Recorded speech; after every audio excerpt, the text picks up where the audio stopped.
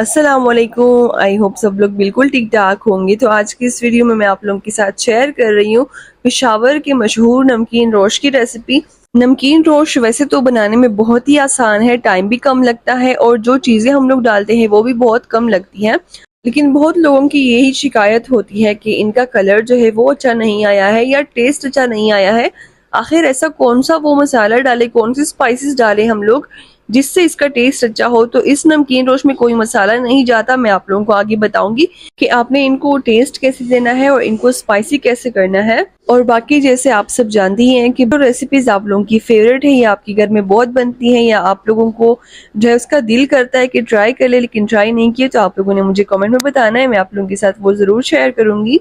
तो चलिए शुरू करते हैं इस रेसिपी को। बिस्मिल्लाहिर्रहमानिर्रहीम। सबसे पहले यहाँ पर मैंने ली है एक कढ़ाई, इसमें डालते हैं हम लोग 3/4 कप ऑयल।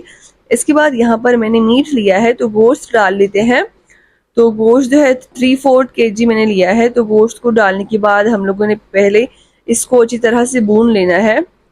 गोश्त की बुनाई तब तक करनी है जब तक इसका जो कलर है ये चेंज नहीं हो जाता। आप लोग देख सकते हैं कलर इसका बिल्कुल चेंज हो गया है। इसके बाद अभी हम लोग डाल लेते हैं नमक। तो 1 टीस्पून यहाँ पर मैं नमक डाल रही हूँ। नमक डालने के बाद यहाँ पर मैंने लहसुन का पेस्ट डाल दिया है। 1 टेबलस्पून लहसुन का पेस्ट हम लोग डाल देंगे। अभी आप लोगों ने लहसुन का पेस्ट और नमक की ना इन सब में अच्छी तरह से बुनाई कर लेनी है। 4 से 5 मिनट आप लोगों ने इसकी बुनाई ज़रूर करनी है। तब इससे ये होता है कि जो गोश्त की स्मेल होती है वो भी ख़त्म हो जाएगी और जो लहसुन की स्मेल होगी वो भी ख़त्म हो जाएगी, यानी कि हमारा गोश्त बिल्कुल अच्छे से फिर उसका जो फाइनल रिजल्ट होगा वो आप लोगों को बहुत ही अच्छा मिलेगा।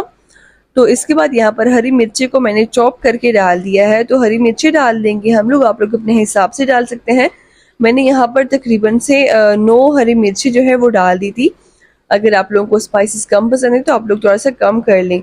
तो इसके बाद हरी मिर्चों को इसके साथ भी हम लोगों ने इसको अच्छे से भूनना है। जब आप लोग हरी मिर्ची डालेंगे और ये सब चीज़ें इसकी बुनाई करेंगे, इसकी इतनी मज़ेदार सी खुशबू होती है, इतनी अच्छी खुशबू होगी कि आपके सारे घर में फैल जाएगी। बहुत ही अच्छी लगती है मुझे तो। इसके बाद जो है यहाँ पर बुनाई कर ली है तो हम लोग प्याज डाल लेते हैं। तो 2 प्याज को मैंने रफली से कट कर लिया था। इसके बाद प्याज डालने के बाद अच्छी तरह से मिक्स कर लेंगे। अच्छा, कुछ लोग होते हैं कि नमकीन रोश में प्याज नहीं डालते। अगर आप लोग प्याज को स्किप करना चाहते हैं तो अपनी मर्जी से स्किप कर सकते हैं। अगर आप लोग डालना चाहते हैं तो डाल दीजिए। इसके बाद 5 मिनट के लिए कवर कर लिया था ताकि हमारे प्याज जो है थोड़े से सॉफ्ट हो जाए, तो फिर उसको गलाने में आसानी होगी और वो ग्रेवी के साथ जो है खूब मिल जाएंगे, बिल्कुल उसका पता नहीं चलेगा। इसके बाद अब इस टाइम पर जो है हम लोगों ने इसको अच्छी तरह से भूनना है।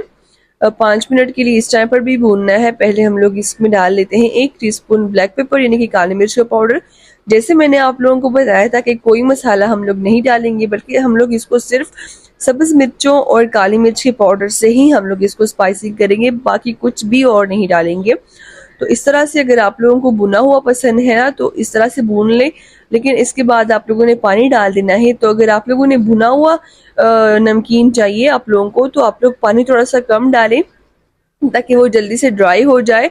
और अगर आप लोगों का जो गोश्त है वो थोड़ा सा सख्त है, उसको गलाने में टाइम लगे, तो आप लोग इसको प्रेशर कुकर में इस टाइम पर डाल सकते हैं। क्योंकि मेरा वाला गोश्त जो था वो नरम था, प्रेशर कुकर में डालने की ज़रूरत नहीं थी, तो इसलिए मैंने प्रेशर कुकर का इस्तेमाल भी नहीं किया है। 40 मिनट आप लोगों के लग सकते हैं इसको जो है गलाने में, पकाते वक्त। तो 40 मिनट के बाद आप लोगों के से मिल रही हूँ। 40 मिनट के बाद चेक कर लेते हैं, हमारा नमकीन रोस्ट जो है बिल्कुल अच्छी तरह से जो है तैयार हो गया है। और अभी आप लोगों ने इसको करना ये है कि इस तरह से मिक्सिंग कर लेनी है, थोड़ा सा जो है इस तरह से मिक्स करना है कि तो ये प्याज जो हम लोगों ने डाले हैं ये अच्छी तरह से मैश हो जाए ताकि ग्रेवी के साथ मिल जाए। अब मैं आप लोगों को दिखा देती हूँ कि इसकी ग्रेवी, कितनी अच्छी सी ग्रेवी आप लोग देख सकते हैं बन गई है। तो बकरा ईद में ना गोश्त काफ़ी ज़्यादा होता है, तो आप लोगों ने गोश्त जो है कई कई रेसिपीज़ में उसको ट्राई करना चाहिए आपको। और ये नमकीन रोस्ट एक बार ज़रूर बनाना चाहिए क्योंकि ये बहुत ही मज़े का बन के तैयार होता है। एक तो इसमें ग्रेवी भी होती है, अगर आपकी फैमिली थोड़ी सी बड़ी है तब भी आप लोग इसको जो है बनाकर सबको खिला सकते हैं, बिल्कुल भी कम नहीं पड़ेगा। इस टाइम पर आप देख सकते हैं गोश्त भी बिल्कुल गल चुका है, पक चुका है। और मैं आप लोगों को इसकी ग्रेवी दिखाती हूँ। अगर आप लोग इसको थोड़ा सा ड्राई करना चाहते हैं, ग्रेवी कम रखना चाहते हैं, तो आप लोग कम भी रख सकते हैं। ऊपर से सब्ज मिर्ची डाल दी थी इसको इसके ऊपर, और इसके बाद जो है हम लोगों ने यहाँ पर इनको डिश आउट कर लेना है और अपना आप लोगों ने इसको नान रोटी के साथ सर्व करना है ये नमकीन रोश। उम्मीद करती हूँ कि आपको आज की रेसिपी अच्छी लगी होगी। रेसिपी अच्छी लगी तो लाइक करना मत भूलिएगा, चैनल को सब्सक्राइब करना भी मत भूलिएगा।